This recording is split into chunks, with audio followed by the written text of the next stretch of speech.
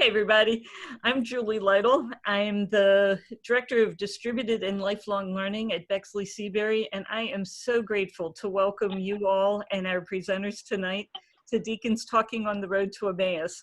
This is the first session of our 6th year of doing Deacons Talking, which started in the Episcopal province of New England when the New England Deacons wanted to stay connected between their biannual meetings. And we created Deacons Talking as a way for them to share stories of what was happening in their ministries and give good ideas to each other and offer a lot of support. Last year, we made the move to be supported by the AED as well as Bexley Seabury. We're jointly sponsoring this now to make it available to you free of charge on the second Monday of every month. It's a little late for us on the East Coast at 8:30, but it allows us to come across 4 time zones and hopefully have as many people as possible join in. We do record all of our programs and we will post them on the Province One website for now. We'll send out announcements to everyone afterward so that you can find it and be able to share it with your friends. I'll repeat this again, but I want to say thank you to Connie Campbell-Pearson and Roxanne who have volunteered to help coordinate. So if there's anyone who has ideas for stories you want to hear about, or even better, if you want to share a story of your ministry and have it on camera, we'd be very grateful to have you come and be a part of being a presenter. Just be in touch with Roxy and Connie and they'll get you on the queue. Without a whole lot of further ado, I'm going to invite Connie to offer an opening prayer, and then I will introduce our guest speakers tonight. Thank you, Julie, and welcome to everyone. The Lord be with you. And also with you.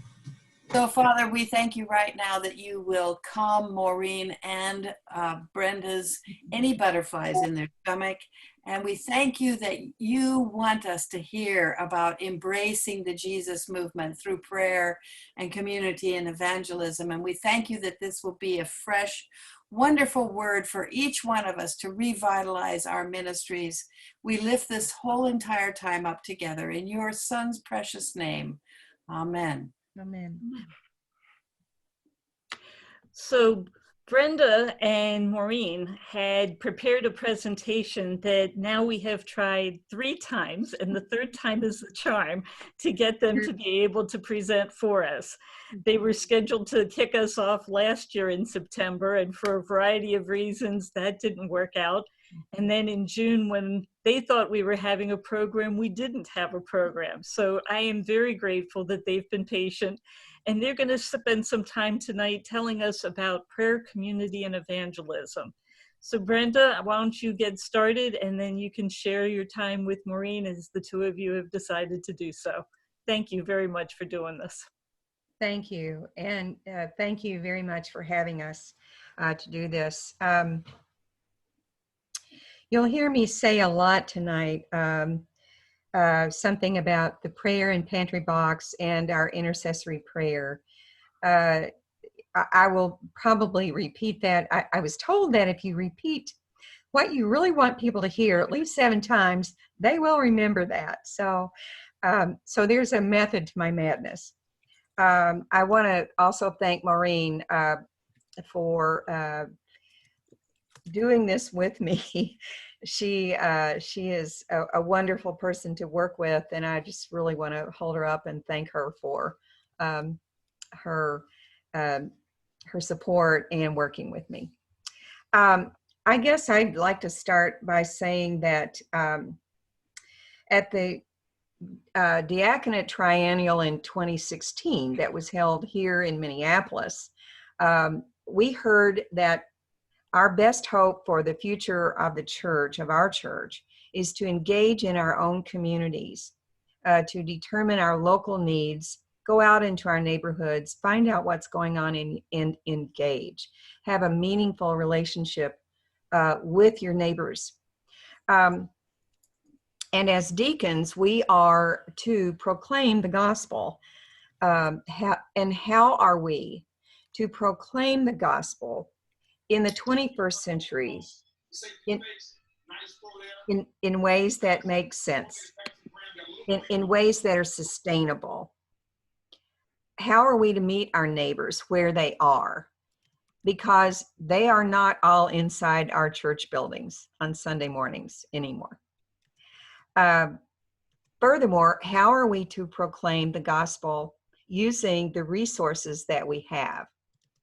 Because we all know there is not a lot of extra money for most of us for extra initiatives. And by the way, what are the resources that we have? Two churches in Minnesota, one metro and one sort of a small town suburbia church, have initiated action plans that engage our communities in prayerful, visible, and sustainable ways. We engage our neighbors in prayer and share our resources through two interrelated ministries, prayer and pantry.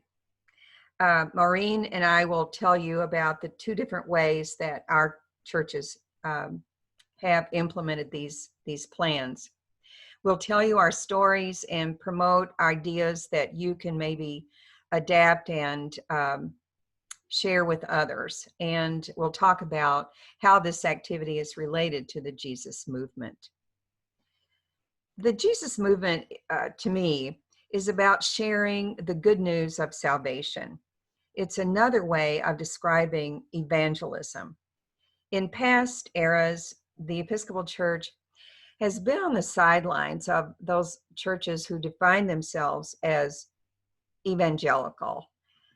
If it is those churches who have really defined evangelism and what that means in our American culture today. But evangelism at its core is about bringing people to God and God to the people. Before this could be interpreted as a way that we would grow our church, sharing the good news, and we just use all kinds of euphemisms to avoid that E word, evangelism. But I don't think we need to be afraid of it because we've been doing it all along. We've been doing it through prayer primarily. Bringing people to God, that's what we do, but God does that life-changing thing. For evangelism to have a lasting effect, it needs to happen in a way that nurtures relationships in a loving and supportive community. Hopefully, our churches are there to make that happen.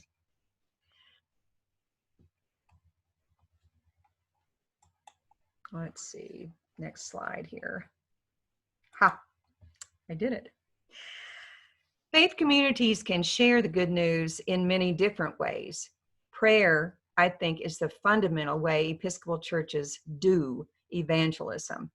For example, in the prayers of the people, that's what we're doing. We're bringing people to prayer and prayer to the people. For Episcopalians, evangelism is practiced more by invitation rather than exhortation. Our revivals are not held in tents or civic arenas or on television, but every Sunday at Eucharist. Bishop Michael Curry calls us to move out into the neighborhoods to loving, liberating, life-giving relationships. We need to get outside of our buildings into the places where people are.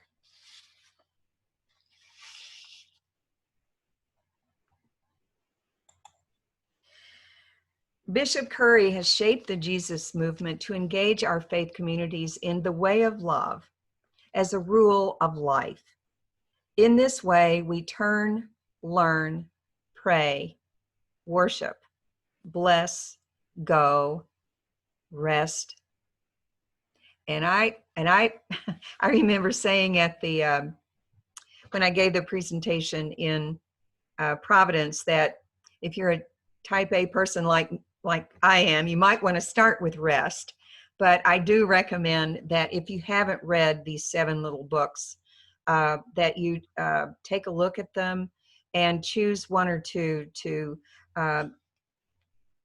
adopt for your own discipline and share that with others. But I bring this up because this is how the Bishop Curry has really shaped the Jesus movement and led us to grow more deeply with Jesus Christ at the center of our lives, so we can bear witness to his way of love in the world. Bearing witness is what we do as Christians, as Episcopalians, and as people of prayer. As deacons, we are to lead in the best way that we can, living into the act of bearing witness.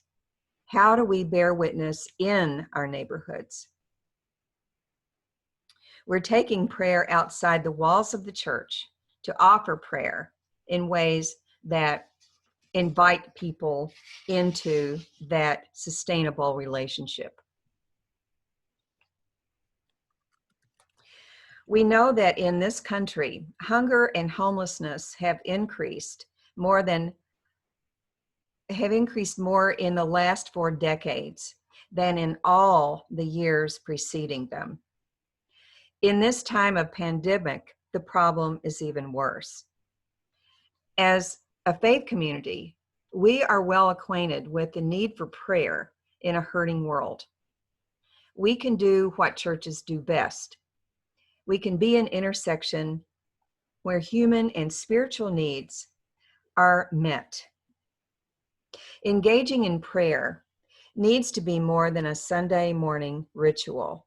Offering the opportunity for prayer in multiple ways in the community, as well as inside our own churches, sets the table for nourishment of the body as well as the spirit. This is one way that we have chosen to embrace the Jesus movement and evangelism. I believe that the act of going out into our community and setting up a prayer and pantry box ministry is evangelism. I will describe how our church, Ascension, how our program has been implemented, and then Maureen will describe St. Luke's program. I invite you to listen to the different ways our programs function, but to look for similarities as well.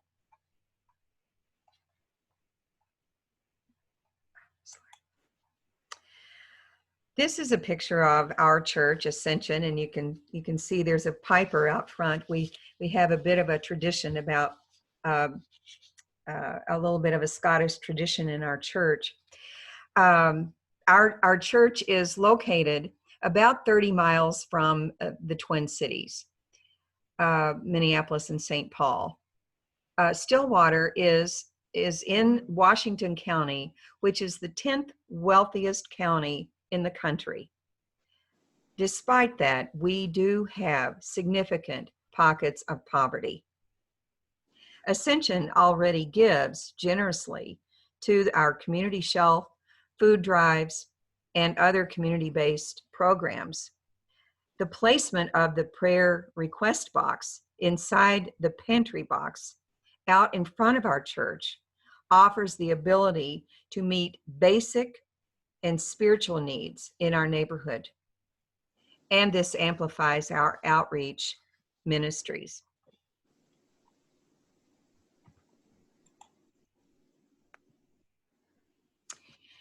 Using the community assessment model to address unmet needs in our community, we looked at what the needs are in the community. We did a needs assessment, and then we took a look at, once we understood what those needs were, what our assets would be to meet those needs. And we made a plan. We recruited and trained and commissioned volunteers. We worked the plan, and we evaluate it. The first year, every 3 and then 6 months, and then at the year's end. And since then, we start the process all over again. We're always recruiting and training and commissioning volunteers. Assessing the community involves looking at the demographics that can be found online from state health department population studies, socioeconomic and health status indicators that break down at the informational level at the county or standard metropolitan statistical areas, SMSAs. But walking or driving the neighborhood surrounding the church reveals what this data describes in numbers. You can see up close and personally. But both methods help to identify who is in your neighborhood. Is it mostly residential? Or are there businesses and industry nearby? Do you have a lot of foot traffic that goes by your church? Are there people driving by on their way to the post office or the grocery or city hall? Or are you in a rural area where you may not have much foot traffic, but you may have a lot of drive-by traffic? Once you've looked at that, then you look at what are resources in your community already doing. Do you have a local food shelf? Chances are you do. You may have that in addition to donation centers, Salvation Army shelters. What are the people who work in these particular places, what are they saying about the needs that they are seeing?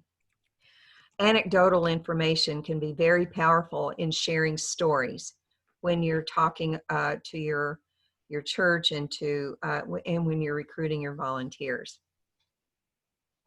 At your own church level, what requests are being made to your priest or to you as a deacon for your discretionary funds? What needs are walking in your doors? What prayer requests are you receiving? Whatever the demographics might be, and you can do an exhaustive statistical analysis, but you don't have to do that to know that we do need avenues for prayer and more of it. I have developed an inventory for identifying neighborhood need, which I will be happy to share with people. I did make that available as a handout in Providence last summer, and I would do that again.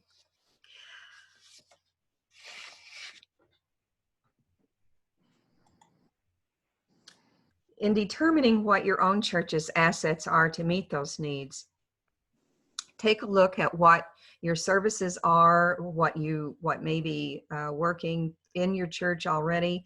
I read online when someone sent in questions about and described what they were doing in their own churches. Someone, I think in Kentucky, was working, it has a food shelf that they're running out of their own church. I thought that was really impressive.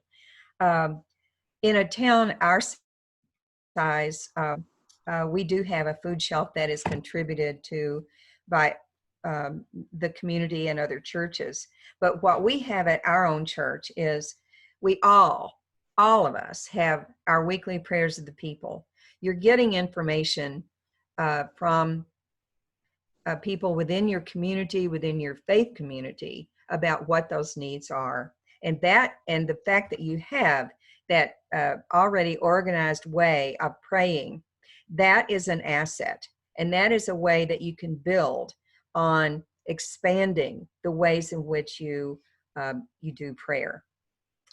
We have a community kitchen that operates 2 days a week, 2 mornings a week.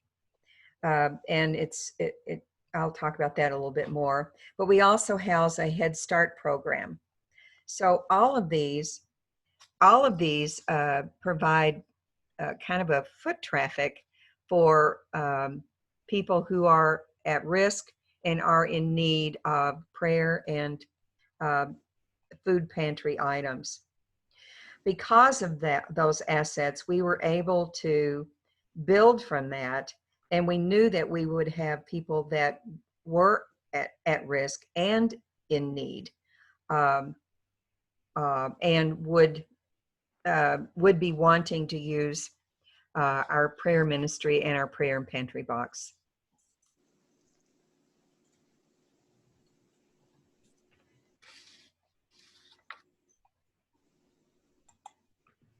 We formed an intercessory prayer ministry, and this is a picture of our group at one of our first meetings. People, of course, are our greatest resource. Our original plan was to repurpose a little library box, which is a freestanding wood box with a glass window. Maybe you've seen them around the country. It was actually originated by a man in Wisconsin. But we wanted to maybe use one of those little structures to get put our prayer opportunity out there. We developed a prayer request form that would include petitions, thanksgivings, and contact information, but only if they requested pastoral care follow-up. Otherwise, and it would be referred to clergy. Otherwise, it would remain confidential.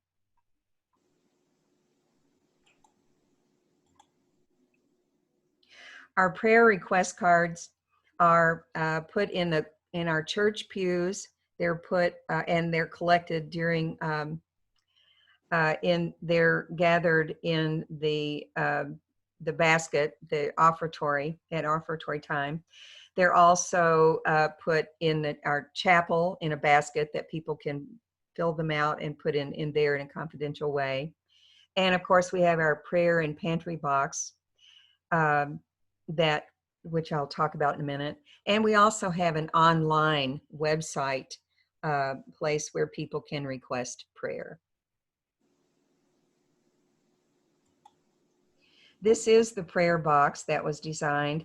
It kind of looks like a Bible, and it is put inside of our prayer and pantry box out on the curb. Opening it up, you see the instructions are on the inside of the cover, and we have prayer request forms and pencils. They're also in the prayer and pantry box itself are informational cards, brochures about where to call for emergencies and referral information.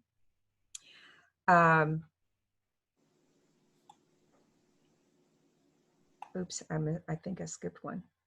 Oh,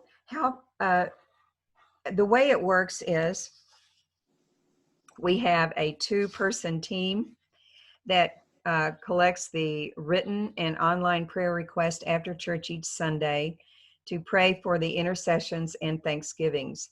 The prayer requests are dated and they're prayed in 30-day cycles. The teams rotate monthly and all meet together the first Sunday of the month. At that meeting, the prayer request cards are passed on to the next 2-person prayer team. And after 30 days, the prayer is disposed of in a discreet manner to protect privacy. The prayer request form, I should say.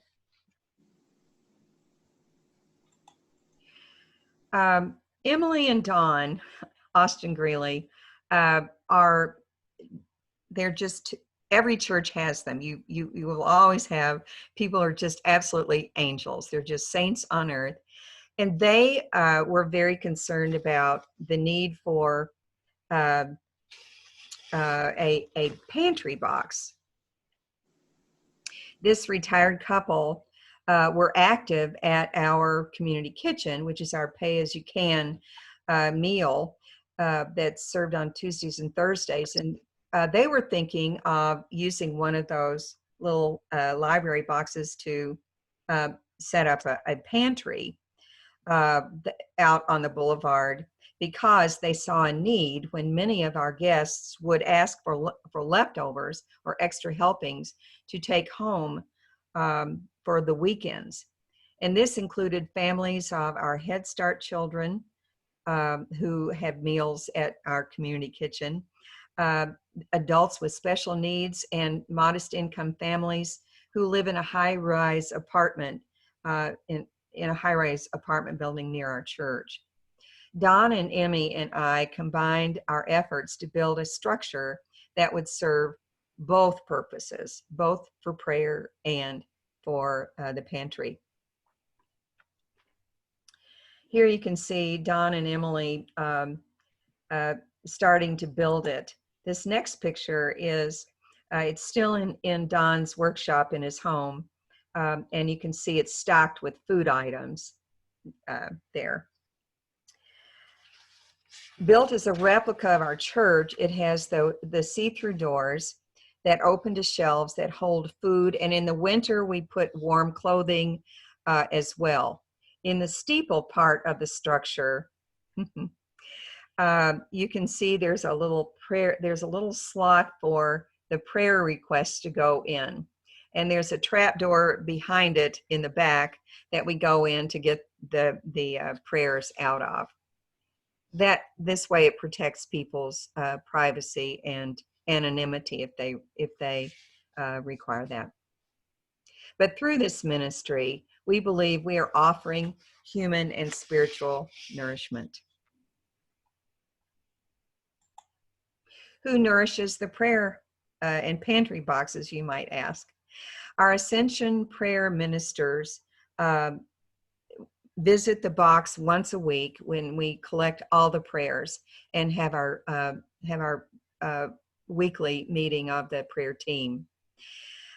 Members of faith communities and our neighbors and volunteers have also been adding food items to our pantry. And our church has a list where church members can sign up, and Don and Emily keep it stocked and readily accessible with nutritionally sound food. Our vestry also funds, they approve funds for if our supplies run low. That hasn't happened very often. And here you see a picture of our prayer and pantry box in all its glory. This is a summer rendering. You can see the prayer boxes here in the bottom, on the bottom shelf. In the winter, we stuff the top shelves with warm blankets, warm clothing, socks, etc. Our future plans are to offer alternative prayer experience by opening our chapel if we're ever able to open our buildings again, for people who would like to have a prayer vigil for some other time besides Sunday mornings. A lot of people aren't able to attend church on Sunday mornings, or they feel intimidated by being with the crowd. We also are thinking of inviting our neighbors by door knocking and pamphlet drops. We do that for political purposes. I think we could maybe do that for our church purposes as well, for our outreach. We're thinking that we'd like to involve our youth, have an appropriately supervised scavenger hunt to collect food items and distribute prayer request forms and informational materials throughout our neighborhood. Sending news releases has been a way we've gotten the word out, and believe me, word of mouth has been primarily the most successful way we have reached people. I know. Okay. I'd also just like to mention that I have a picture of a rose here to symbolize our Rose Sundays. We recruit and train our volunteers to coincide with Rose Sundays in Advent and in Lent. Volunteers are presented with a rose in commemoration of our great intercessor Mary, and are commissioned with a blessing prayer during our church service. Our intercessory prayer ministry was organized to grow our current in-house prayer request system, i.e. the prayers of the people. We're very pleased and we feel very confident that this ministry is growing and will continue to grow in our church. And we're very confident that working together with in providing prayer and pantry has made a significant impact in our community. And now I'd like to turn this over to Maureen. Thank you, Brenda. I'm going to just take a moment to load my slides. So perhaps we can ask a couple questions then, Brenda. There were a lot of questions that came in. Yeah. Okay. A lot of excitement. Could you say who are the volunteers? Are they church members or are they from other churches as well? At this point, they're members of our parish. Okay. But we're excited about reaching across to a Lutheran church, which is on the same block as ours. They're intrigued by our prayer and pantry ministry, and I think a lot of their parishioners actually contribute to the contents of the box. But I'd like to see this as something that would take place or in front of churches everywhere. It would be Brenda, there was, if you could post the inventory form that you mentioned, yeah, and also the prayer request form that you mentioned, that would be great. And just one last question: have you modified anything now due to COVID as far as it controlling the infection and making things safer for people? Yes, we have. Okay. We do it once a week virtually now. We use our online source for prayer requests, and we also have prayers coming in from the prayer and pantry box. I don't know if you can see this very well. This is a copy of a prayer request that I just collected on yesterday, Sunday. I still collect them every Sunday. We are streaming our church service with the priest and myself on Sunday mornings. So I am now collecting the prayers from the prayer and pantry box. But there are 3 that just came in this past week, and sometimes when it rains really hard, they get a little wet and get a little stain from the dye and the paper, the ink. But I'm always excited to get the prayers, and I'll just read you one that says, I pray that my higher power, whom I call God, helps me to gain strength and to stop my use of drinking and drugs. And her Thanksgiving it was a woman's name. She says, I'm thankful for every day I wake up and every breath I take. I'm weak and I need help. Thank you, Brenda. Julie, how do I get back to a full screen? So what you've done is you've shared your screen instead of the application, which will work. If you want to stop share and share just the application, that might stop the confusion.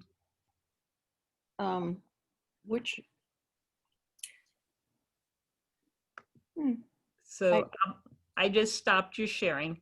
Okay, so now start share again and find just the PowerPoint, not the screen share. This is what happens when we have lots of technology that we're trying to learn in a very short period of time. So bear with us just a sec and we'll get Maureen up and running. I'm just wondering if I might ask Brenda a question that actually came to me, and that is recruiting volunteers and also the training. I'm not sure that I heard anything about that, but I wonder if you would comment briefly on that. Thank you. Thank you for that question. I did develop a recruiting and training manual Oh, for our church, and I'd be happy to share that. It includes our assessment, needs assessment, oh, inventory, good. and I'd be glad to share those. We recruit in the fall. We set up tables in the parish hall, and have our volunteers talk to people and answer questions. We have a sign-up sheet. One of our volunteers made some prayer cards. They have a verse on them, and they have some prayer beads attached to them. Oh, good. It's kind of a nice little swag to give away to get to encourage people to participate. But people can take a prayer Okay. card. I want to Anyway. share these slides. So, And I don't. but yeah, I'd be happy to share that. Thanks. Great. That Question mark. sounds wonderful. Yeah. Here. These slides right here. So when all else fails, it always is good to know who to ask to get help. There. Brenda, how many prayer requests do you get a month or a week? That is a good question, and it's some weeks Right down. not so many, you know, 7. and Yep. and it was a great deal more before COVID, because we got a lot of requests through the Sunday mornings, the pew cards that would go in the collection plate. Well, do you restock the pantry daily or weekly? Couple or 3 times a week. Okay. And water has been a big item this summer because it was so hot, and the water goes quickly. So we're really stocking water a lot in the heat. Mhm. Is that it? Yep. There you go, Maureen. That's good. Okay. And if you want to do the slideshow, you can click the play button. Oh, I Or don't. you can I just- want to click them as I go. So, well, I don't know. This is St. Luke's, and St. Luke's is an urban congregation located in southwest Minneapolis. And like Stillwater, it's one of the wealthiest neighborhoods in Minneapolis. The average annual income is $91,000, and that was at least 5 years ago when we did our neighborhood assessment. None of what I'm going to show you am I actually responsible for. And this is a good thing to keep in mind, that I think a deacon is supposed to blow on the coals that are emerging from the congregation. And we did begin with that we have had an effort to get out of our walls for a number of years. St. Luke's is a member of an ecumenical consortium in South Minneapolis of 18 other churches. And so for a long time, that started in like the 70s. And for a long time, there was a lot of activity that brought those churches together. Now it's pretty much, I'm always reminded of my graduate professor saying that bureaucracies will stabilize themselves first and foremost. And so no new ideas have been emerging from the consortium for 20 years now.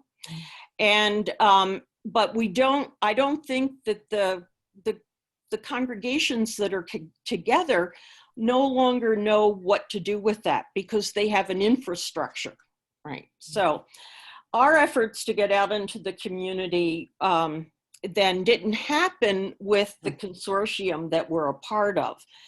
And St. Luke's is what I call a destination church. That is, that the people who attend church on Sundays come from all over the metropolitan area.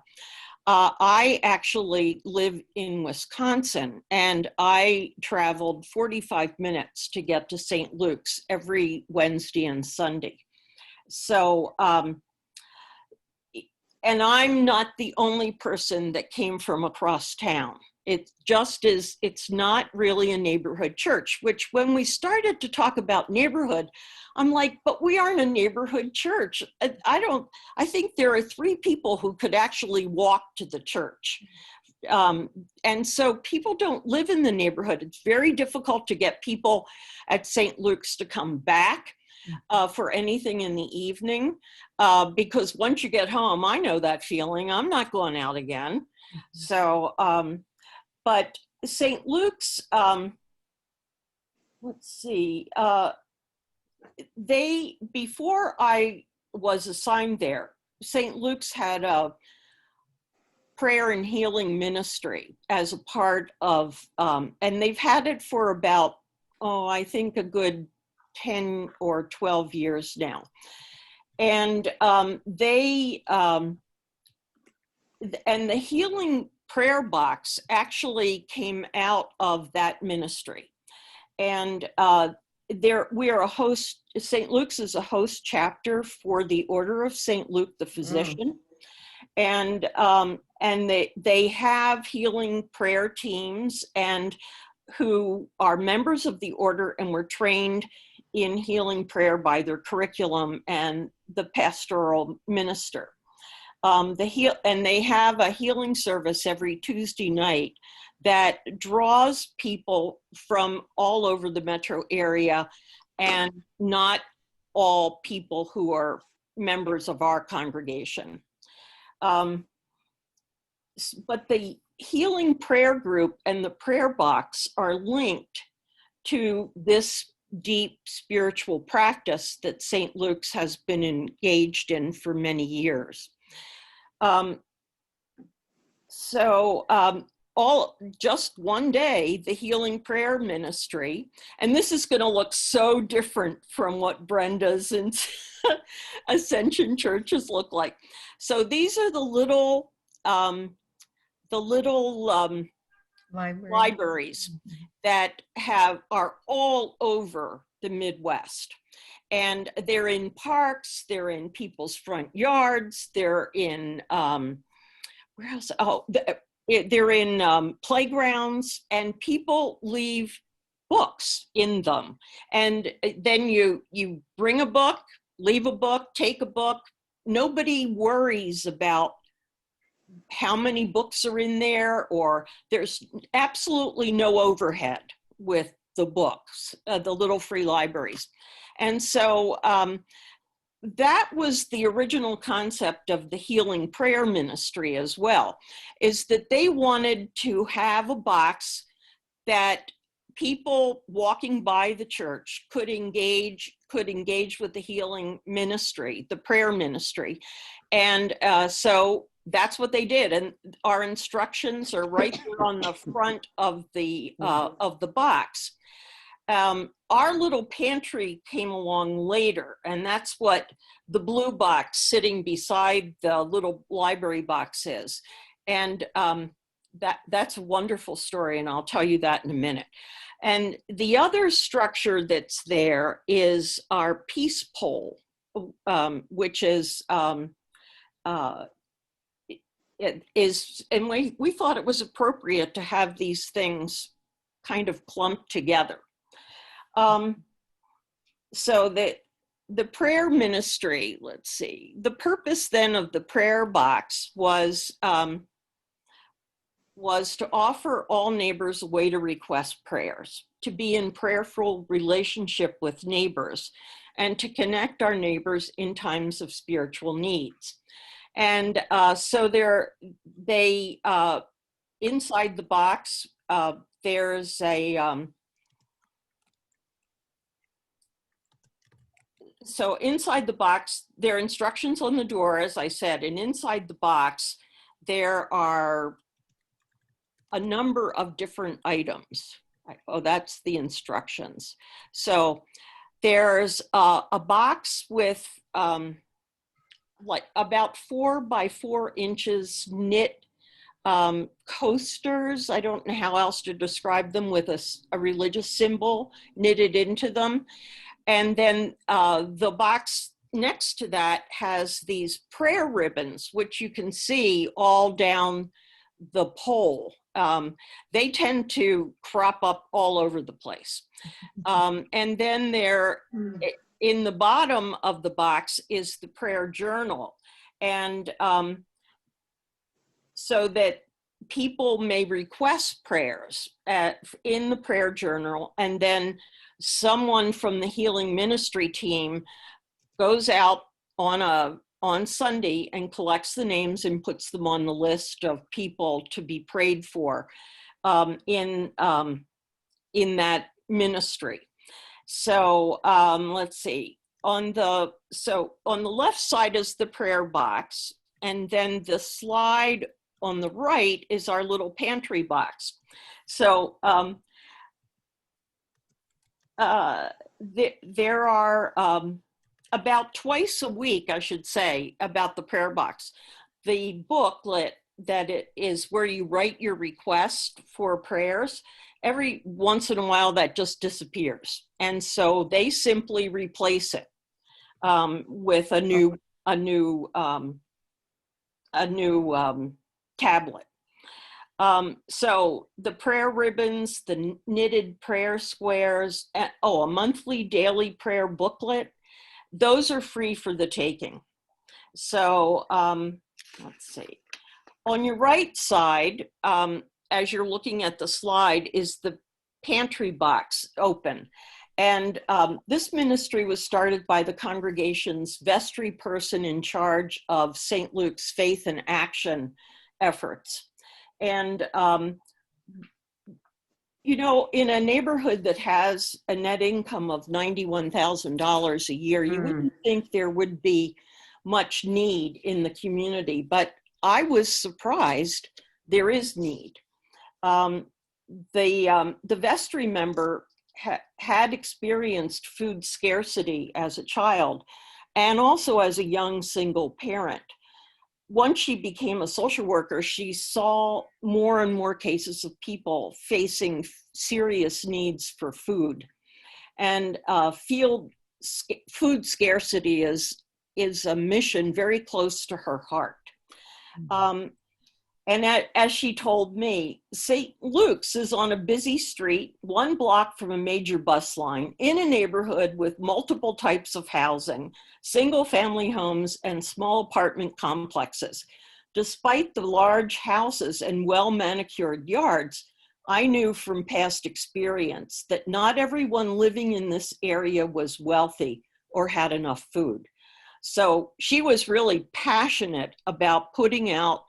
And what she did is she just dragged an old Star Tribune newspaper box from the corner and made it work for our food pantry. So I thought, and all she needed was, like, she said, "What do you think of this idea?" I said, "I think it's great." And this is what I said, "Well, what's your purpose?" And this is what she told me: take the edge off a tough situation. I just thought that was wonderful, you know. And so let's see. So these are the prayer ribbons that have accumulated on one of our boulevard trees, but they tend to just find their way all over the place, tied to anything that doesn't move. No. You know, like the healing prayer box, the St. Luke's, we didn't write a purpose statement or spend much time considering how to set up a food shelf on the church's doorstep. We're not, and this is best summarized by the person who had this original idea, our vestry member. She said, "We're not a full-fledged food pantry. We do participate in the local food shelf. This was not our intent. We are quietly, simply taking the edge off a tough situation for those in need." We restocked this small box. originally the person who did this thought that we'd restock it maybe once every Sunday, but actually it was when I left St. Luke's a year ago, they were already filling it twice a week, and some weeks 3 times a week. And the volunteers, she recruited the volunteers. She got all her friends to pitch in. All the congregation bring food. She gave us a list of items, including hand sanitizer and toilet paper, things like that. So in Minnesota is very cold, as most of you know. And in November through March, the box sometimes contains frozen meat and vegetables. At Christmas, the box offered Christmas cookies, and in the spring, the box contained Easter candy and eggs. In the summer, the box holds drink mixes and iced tea mixes, fresh vegetables and fruit. And throughout the year, the box offers spaghetti sauce, noodles, canned meats, box cereal, oatmeal packets, along with peanut butter and jelly, of course, and boxed meals, soap, toothpaste, shampoo, and small containers of laundry soap. Mm-hmm. And now, of course, masks and hand sanitizer. So the prayer ribbons are visual symbols of people's prayers. That's what they're told when they're taking a ribbon from the box in the prayer box and said, tie this with a prayer in our yard. And that's what people do. And there were well over 2,000 prayer ribbons when I took these pictures. The neighborhood has responded well to the food box. So often when the volunteers are filling the pantry box or checking the prayer request book, passing neighbors will tell them how much this outreach is appreciated. People also leave notes expressing appreciation for these ministries. And one day, these are just a couple of one is, I pray for all those who have helped provide food. Thank you and God bless you. And please pray for me and my family. I have no job, no childcare, and I want to provide a good future for my child. I need strength to carry on. So those are pretty typical of the kind of responses that the book gets for prayers from the community. And this note was left in the pantry box. To whom it may concern, thank you. The world would be a much better place if there were more Christians like you. God bless you and yours, now and always. I shall return these blessings when I get back on my feet again. Best wishes. And he signed his name. But both thank yous and are left in the food and in the prayer box. So, and St. Luke's now has transformed its front yard, which is, this is the front of the church here, and it extends out like any church on a city plot. And they call this the porch now. And they have set up Adirondack chairs.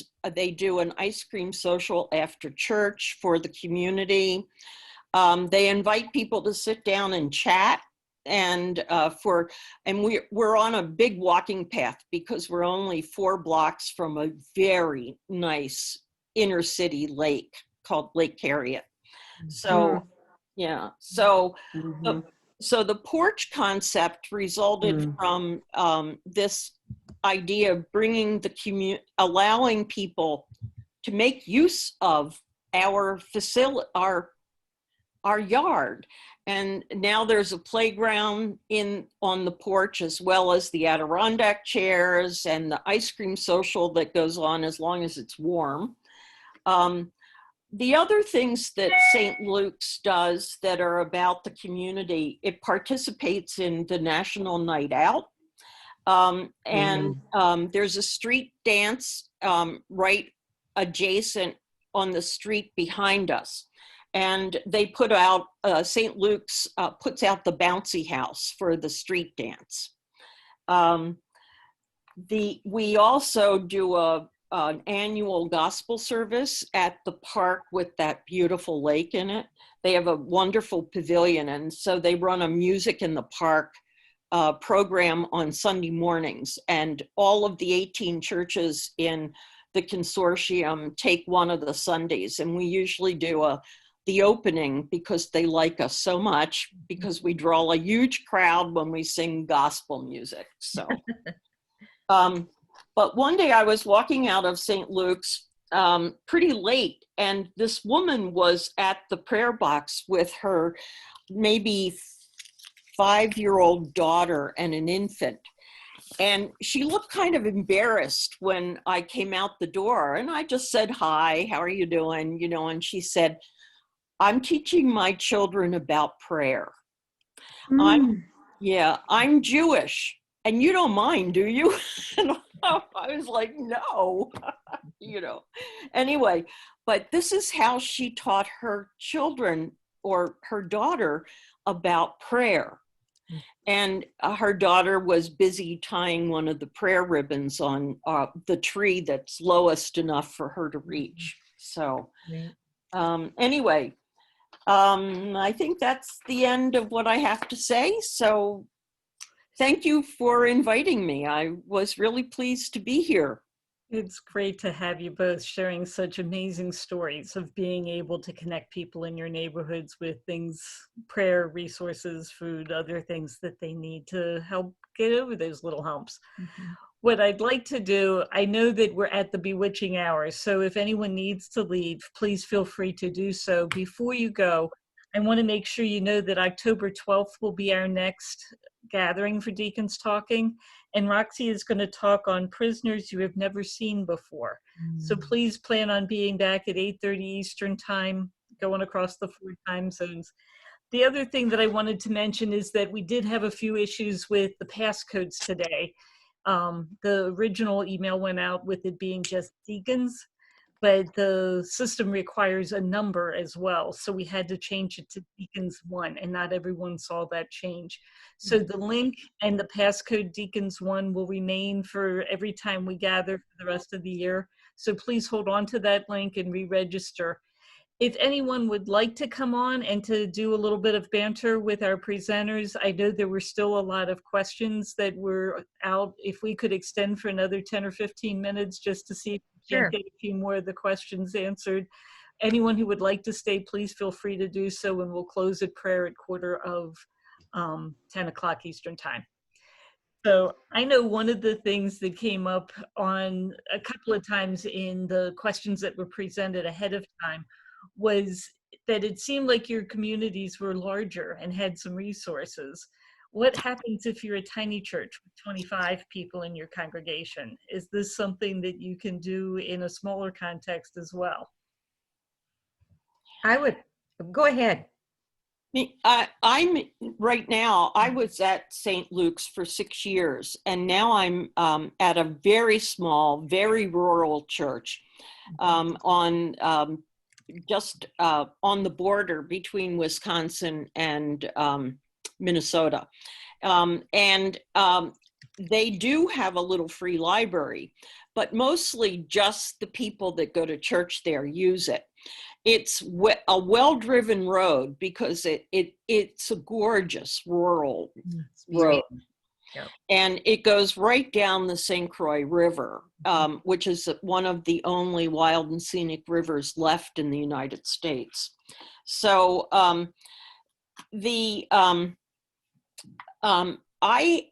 because COVID interrupted us, I've just started to get the prayer group at St. Mary's. That's where I'm now stationed, interested in how do we expand the prayer ministry to the neighborhood. But our neighborhood is cows. So I'm not sure what we're going to do, but I'm open to suggestions from the community. I am taking them into the Twin Cities to participate in a food ministry, and they like doing that, but where you actually sit down with people who are having dinner and talk to them. Mm-hmm. And I took us out of the food ministry that St. Luke's was involved in because nobody talked to the guests. Nobody talked to them. Nobody asked them what their story was. Mm-hmm. So I pulled St. Luke's people out of that food ministry, and we go to a Native American church, and they serve indigenous food, all fresh, all local, and they have a vegetarian and a vegan option every Sunday. Mm-hmm. So they serve mostly indigenous food, meaning deer, buffalo, and I don't think I've ever seen them have chicken. So I think that they might have duck occasionally if somebody's out hunting. So Maureen, I did have a couple of questions from people. Number one, have your boxes ever been vandalized, and what did you do about it? And number two, just to clarify, do the prayer ribbons actually have a prayer written on them? Do people write on them, or are they just symbolic of a prayer that they're lifting up? It's symbolic of a prayer they're lifting up. And what about the vandalism? Oh, and St. Luke's hasn't had any vandalism. Now, I haven't checked recently, but, and this is a well cared for neighborhood. So but there hasn't been any vandalism. We haven't had any vandalism at all. The only harm that I'm worried about is from the elements, because our little, because winter can be really hard on. Cute. Yeah, right. Right. But no, people, I was at my church I wrote things down. working on a project a couple of Monday mornings ago. I was in the library and I had a clear view of the prayer and pantry box from where I was sitting. And in 1 hour, I saw 3 cars stop by and take things from the box. And so, which kind of, because other times I have seen people, walking. We're in kind of a neighborhood. We're right on the edge of the city, and it's residential around where we are. And a lot of our church members walk to church. And that might be the difference between living in a small town in a suburbia area versus a destination church like in an urban area. But so obviously this can work in both places. But the people who are, so I saw 3 people stop by in cars, which surprised me, and then a 4th car stopped and they put stuff in. So that was all in about an hour and 20 minutes on a Monday morning. And we're gathering that these churches, both of them, are fairly large churches.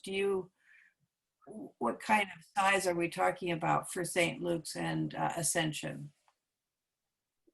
I think St. Luke's had about 120 members. Not everybody, maybe 60 to 70 came to church every Sunday, or Sunday attendance was just hitting 100 when I left. So, but like I said, people don't live in that neighborhood. Maybe 3 members live in that neighborhood. And so to do anything would mean that they'd have to travel at night, and a lot of people don't want to do that. Don't So want how to. many people would you say are actually involved in the ministries? Oh, the healing prayer ministry has quite a few participants. I believe there are about, there are 4 people who switch off for every Sunday for the healing prayers during communion. And there are probably 30 members of St. Luke's, the physician. And it probably falls maybe to about 10 active members in that ministry. And the other one, people, since it happens on a Sunday when people are in church, there's really not been any problem getting volunteers to help out, because there are enough people in the church where it doesn't fall to 5 people every week. You know, it tends to, she can always recruit other people who are just standing around to help out. So, but St. Luke's has had this during our, we are taking our coffee hour outside with the ice cream social. And that was an intentional effort on the part of St. Luke's to be in the neighborhood, to be visible in the neighborhood. Great. At Ascension, the intercessory prayer ministry has about 15, 16 members, one of whom isn't very active at this time. And there have been 2 or 3 who have left. 3 have left, and 4 who've come in. So, and we've only been operating since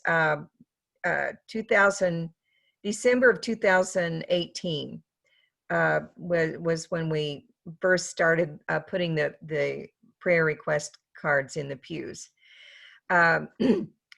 So we haven't been operating all that long. Now the pantry box, the volunteers associated with that, Don and Emily take care of stocking it, and they stop by and make sure that, you know, Don checks it. He's an ex-cop. He's on the beat.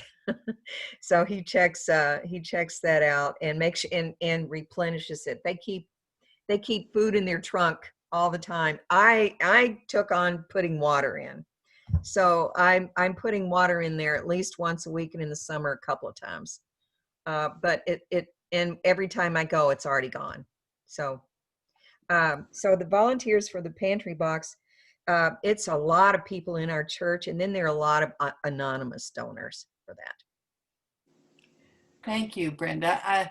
Someone just asked if there are any deacons in tiny churches under 20 ASA, and I'll say I am. I have 12 ASA, but I feel really good about that, because when I first was deployed there were only 4, and all those 4 people actually died. So we've built the church up to a membership of about 30 and an average attendance of 12. So it's and the key really is outreach. We're small, so we could only do one thing a year. And in Manhattan, Montana, which is where we are, we have an annual potato festival. And so our goal was to be visible by serving coffee and donuts to the people who park the cars.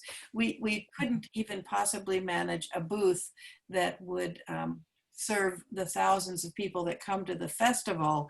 So we just simply do coffee for 2 hours and donuts to the 30 or 40 men and women who park cars so that they don't go into the town. So, but that starts to get your name out. So yes, there are, you have to. I was going to say that for small churches, I think the key is to find a ministry that you are the teddy bear ministry, that you supply the teddy bears that go in the cop cars. So when they pick up, children or whatever, there's a teddy bear there.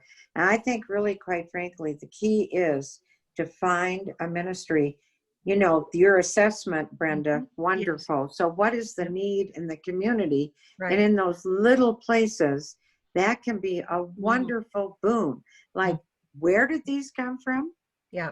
Oh, you're the teddy bear church. Mm-hmm. So I think really small churches, we had somebody come and talk in Montana at a diocesan or a clergy conference one time who said 10%, that's all you need in your congregation to do outreach. Well, if you got 10, that's one. And so don't give up, because I think really, quite frankly, it's a way to really energize your congregation, but also to meet a particularly wonderful need or needed need in your community. I'll just say that the convener of our diaconate commission here in Minnesota is the deacon at a church in it's a university town, small university town, Marshall, Minnesota. And they have an old church that has been living on their endowment that's about to run out for years. And they have about 6 or 8 active people who attend. And she is all excited about setting up a prayer and pantry box, because there's nothing like that in the town where she is. And that becomes, that will bring people past your doorway. And yeah, right. And you will get noticed with ministry. I don't think there is so much more we could be saying, but I really want us to honor folks' time. Yeah.